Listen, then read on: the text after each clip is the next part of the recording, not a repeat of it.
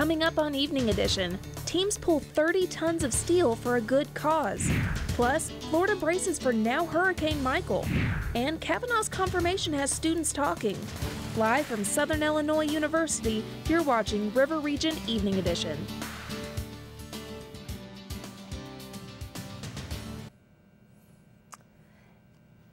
Oh, in the midst of the debate over Brett Kavanaugh, SIU students have something to say.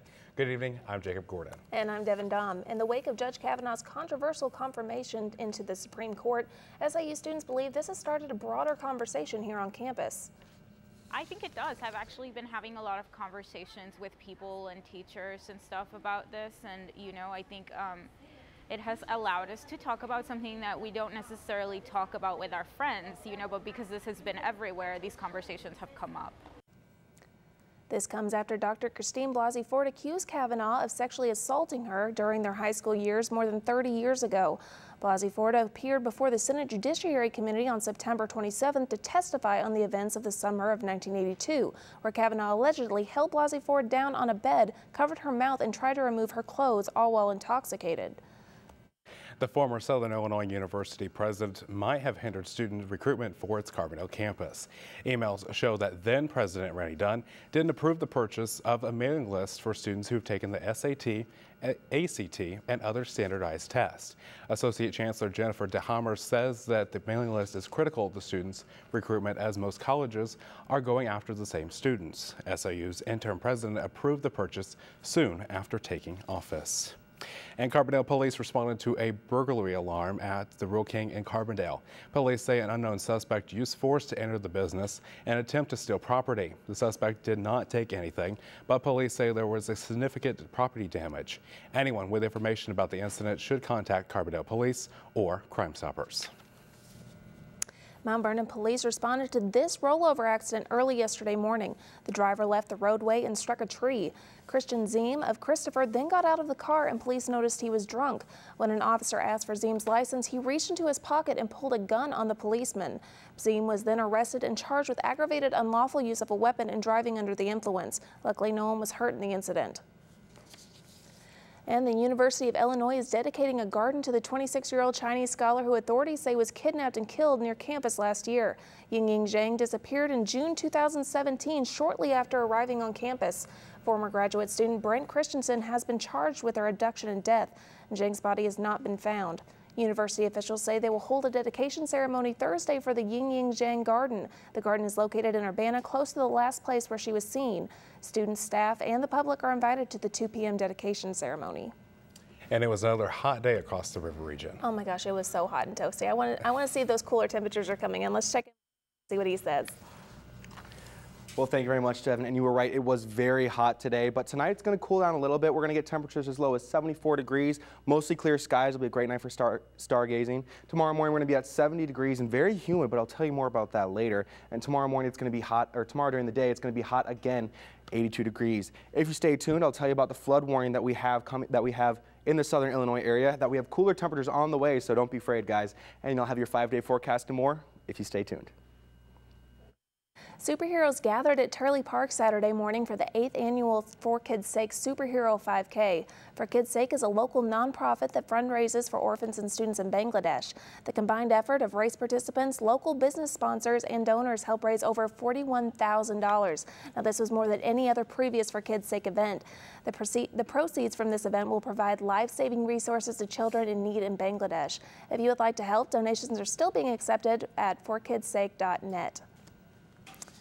And you can quench your thirst and help a great cause tomorrow at SIU's Morris Library. Alex's Lemonade Stand is a National Childhood Cancer Foundation that is devoted to raising funds for research into new treatment and cures for children battling cancer. A stand will be set up from 11 to 2 tomorrow at Morris Library. 2 new aircraft hangars are being planned for Southern Illinois Airport. Officials say this will boost business at the airport near Carbondale. Airport manager Gary Schaefer says the project is moving forward with a $3.75 million grant. That's from the U.S. Department of Commerce to improve the airport's infrastructure. Schaefer says the additional hangar space is needed because businesses are currently sharing space. Now, you probably heard about the Special Olympics polar plunge, but did you know about the airplane pool? I did not hear about this. Evening Edition's Patrick Cotto has more. On a beautiful morning in Murfreesboro, people gathered together to pull this 30-ton 737. But why?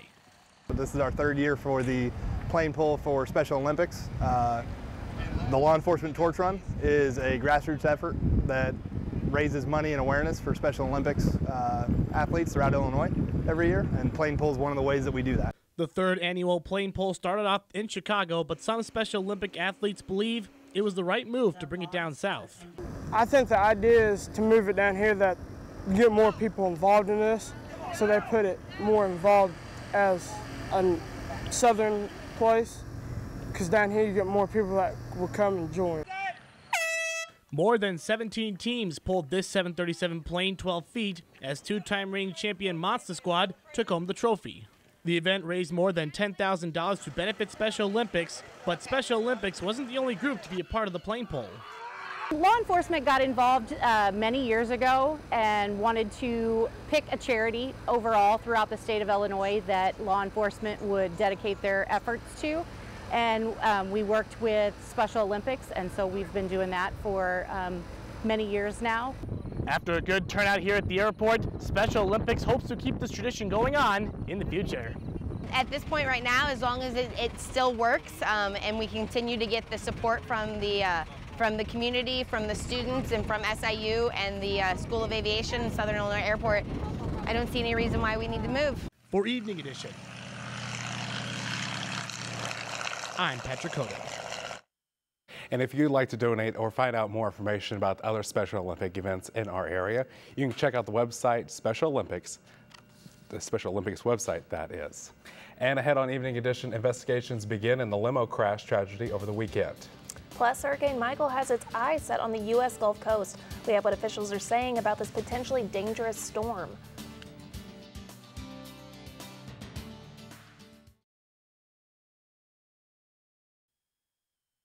Supposed to be a day of birthday fun turned into a living nightmare for many in upstate New York Saturday. 20 people were killed when a limo carrying friends were headed to a party and blew through an intersection, crashing into the woods, killing everyone on board. 2 pedestrians were killed as well. Among those killed, young newlyweds. Now investigators are trying to figure out what led to this tragic accident. Camille Burnell has a story. This accident, it is such a horrific toll. I would say this is going to be, a watershed event for the limousine, industry. An SUV limousine carrying a group of friends plowed through a stop sign at an intersection Saturday, colliding with a parked SUV, killing 20 people according to police. 18 people inside the limo were killed, along with 2 pedestrians. 4 sisters, at least one of their husbands, and several other young couples headed to celebrate a birthday. The National Transportation Safety Board is at the scene of the crash in upstate New York, trying to figure out what led to the tragedy. We certainly want to look at the design of the roadway. We do know that there have been other crashes at this intersection. Investigators will also want to talk to the limousine company. Experts say safety can be improved. There are seat belts in the back. They're required to be, but you're not required to wear them. We will certainly be looking at that, but I can tell you that wearing seat belts does save lives. Whether or not it would have made a difference here or not, that remains to be seen. But I would always encourage people to wear their seat belts. Meanwhile, the families of the victims are left to mourn and to try to make sense of so many lives lost. One has 2 little children and one has 1 child, and they now have no home or no parents. Now, New York police say the driver of the limo didn't have the right license. He should have had a bus license to drive a limo with more than 15 passengers. And a deadly shooting of a 16-year-old girl at a Dallas party has left another teenager in custody. Jakaya Wilson was killed early Sunday morning.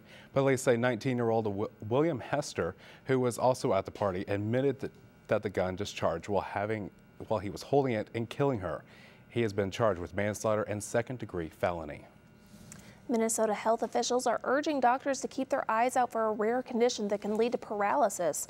Since late September, 6 children have been diagnosed with AFM, a disorder affecting the spinal cord. The Minnesota Department of Health will study the current cases to try to determine if there is any link to a cause. No, we're not clear what is the cause. We know that viruses have been associated with it. There's currently no cure for AFM. But using hand sanitizer may keep young kids more healthy. Researchers in Spain examined hand hygiene among young children in daycare. They studied more than 900 children up to age 3 at 24 daycare centers. They found that children who use hand sanitizer instead of washing with soap and water reduce their sick days, respiratory infections, and antibiotic prescriptions. The study was published Monday in the Journal of Pediatrics. One of the nation's most popular beverage companies is facing a lawsuit. LaCroix's sparkling water is under fire for claiming its products are all natural. According to a class action lawsuit, the beverage includes a number of artificial ingredients, including one found in a cockroach insecticide. LaCroix's parent company, National Beverage Corporation, denies any allegations. And Uber and Lyft are offering a unique service this Election Day. The ride-sharing apps announced plans to offer free and discounted rides to the polls on November 6th. Lyft is working with Vote.org, TurboVote, and with a nonpartisan nonprofit group, Vote Latino, to provide users with discounted rides. Uber is partnering with the hashtag Vote Together, and Democracy Works to provide similar options for riders. The National Hurricane Center says Hurricane Michael is forecast to strengthen before it reaches the U.S. Gulf Coast Tuesday night or Wednesday morning. Residents are now being told to prepare. Mary Maloney has more. This storm will be life-threatening and extremely dangerous. Florida Governor Rick Scott warning residents of the Gulf Coast region to get prepared. Hurricane Michael is on its way. This storm will bring torrential rain to most of the Panhandle and Big Bend, which means flooding will be a major issue. Currently a Category 1 storm impacting parts of Cuba and the Yucatan Peninsula, Hurricane Michael is expected to strengthen before it makes landfall in the U.S. Heavy rainfall and winds well over 100 miles per hour are expected. It's forecast to grow stronger and could make landfall as a major Category 3 storm on Wednesday along the Gulf Coast. And if landfall happens at high tide, Michael's storm surge could be anywhere between 2 and 12 feet. The coastal areas of Gulf County, Florida, have already received a mandatory evacuation order. Governor Scott says everyone else needs to make a plan. We have to take this very seriously. Families should take this opportunity to get 3 days of food and water and make sure all medications are ready. President Trump says FEMA and the federal government are paying attention to the storm and are also getting prepared. As Hurricane Michael nears landfall, we urge all residents to be prepared and to heed local officials. I'm Mary Maloney reporting. And Alabama has now issued a state of emergency as well. According to Governor Ivey, that declaration allows state agencies to assist communities affected by the storm. We'll have more on this hurricane when it reaches the coast later this week. And it was another hot and humid day across the river region. Are the fall temperatures making a return? Zach Juarez has your forecast next. But first, on Wall Street, stocks ended the day with mixed results. The Nightly Business Report has more coming up next at 5:30.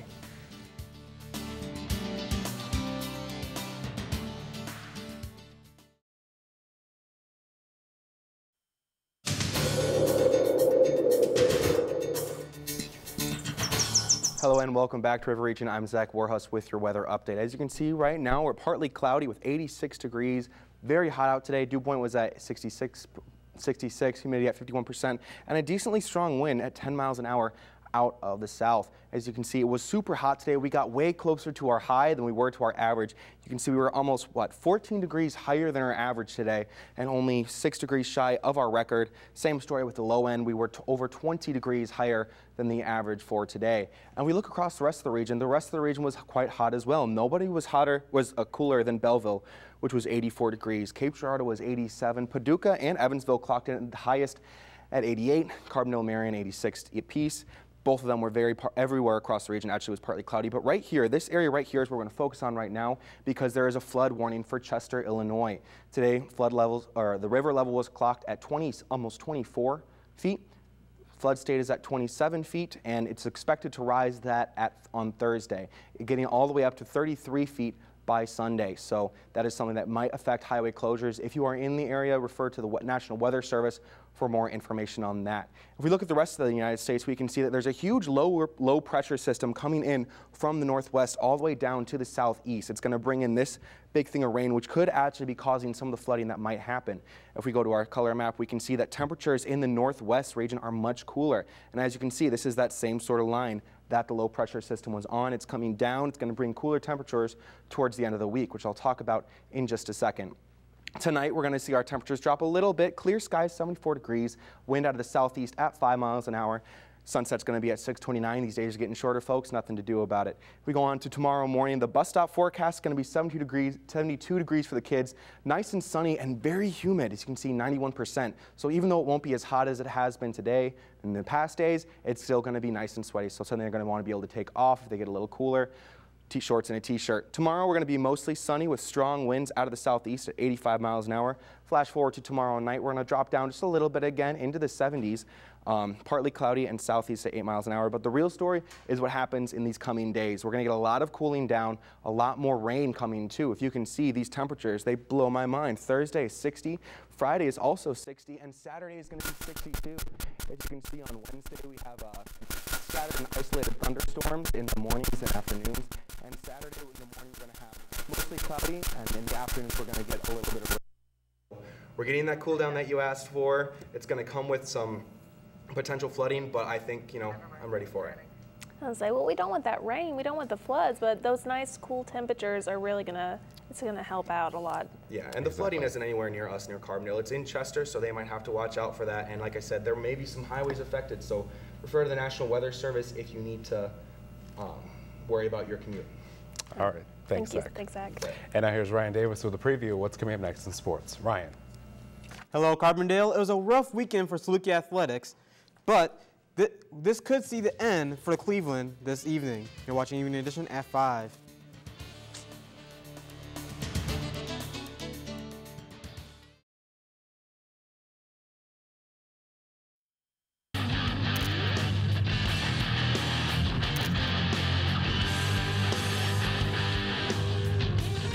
The Saluki football team's losing streak continued Saturday when they took on the Youngstown State Penguins.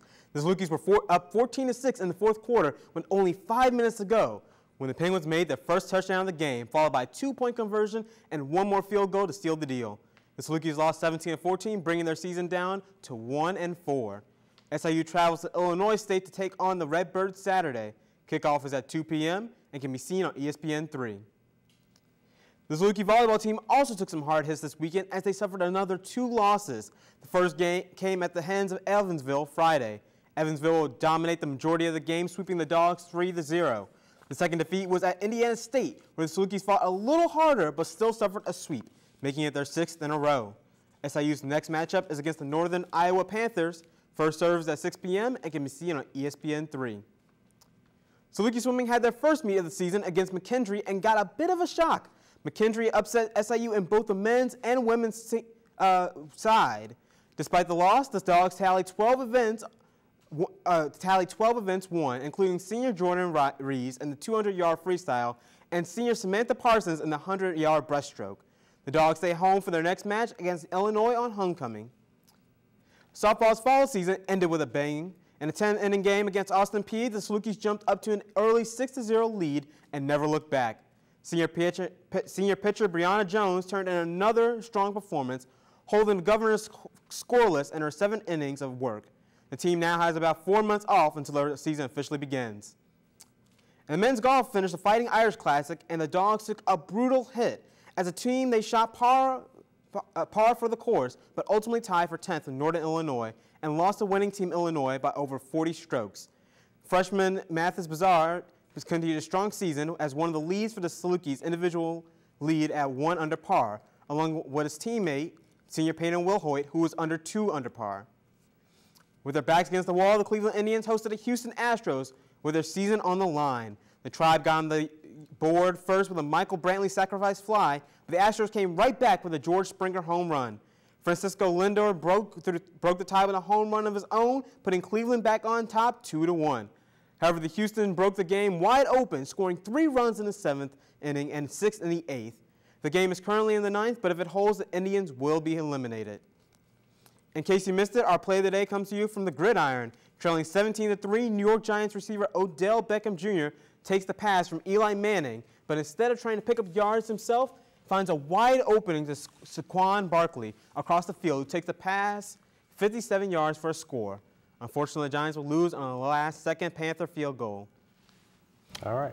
Thanks, Ryan. No problem. And Zach has the final check of your forecast coming up next. But first, as we head to break, be sure to follow us in social media at River Region News and check out our website for more local content. We'll be right back.